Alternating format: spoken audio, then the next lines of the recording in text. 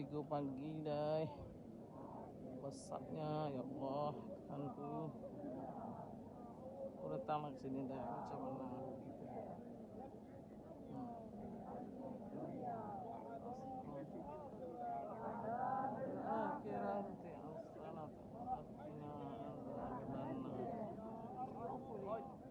يا أرحم الراحمين ربنا آتنا في الدنيا حسنة وفي الآخرة حسنة وقنا عذاب النار يا عزيز يا جبار يا عزيز يا جبار يا ستار العيوب يا ستار العيوب يا كشاف الكروب يا كشاف الكروب. Jemput masih ada keluarga masuk di ini ya Allah ya Tuhan.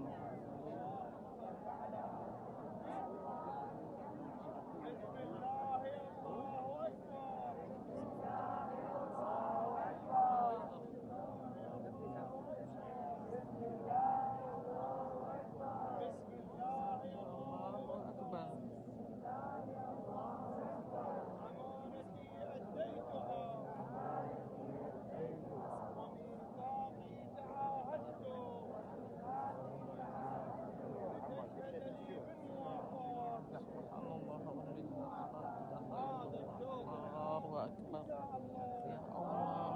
adik-adik ke sini ya Allah, menjadi tetamu ya Allah, mudahkan urusannya ya Allah, kau mampukan mereka ya Allah. Kun fayakun, subhanallah, alhamdulillah. Bismillah, Allahu Akbar. Allahumma inna as'aluka imanan kamilan wa yaqinan sadiqan. Ya Allah, akbar, bismillah ya Allah, bismillah ya Allah, bismillah ya Allah, bismillah ya Allah, bismillah ya Allah, bismillah ya Allah, bismillah ya Allah, akbar.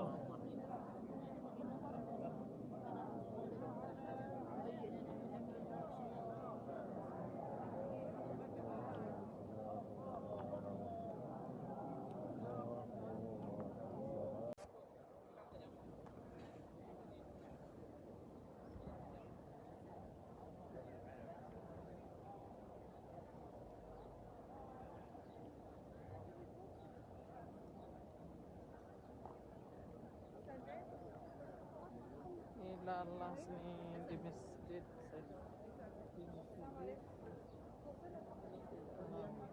Masjid Sidil Haram. Kita ada kelasnya di sini. Nah, ini bangunan di dalam raudhah. Tempat dalamnya.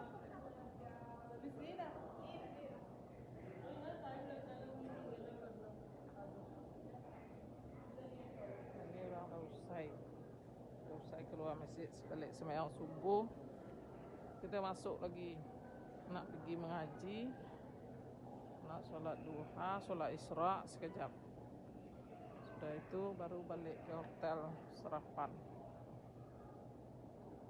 Ini nak cari tempat duduk yang selesa.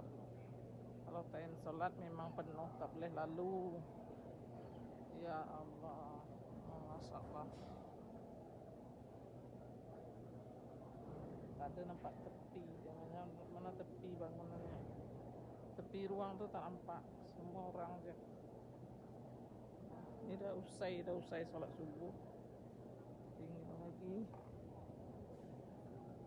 Nak beriktikaf ke atas masjid je lagi lah tinggal. Tahu mana pelosok, mana ujung pangkalnya masjid ni. Minum air zam-zam.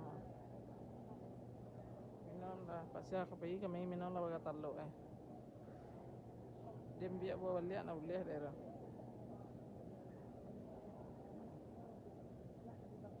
Kalau kelebihannya. Madinah tak tahu lagi macam mana nanti.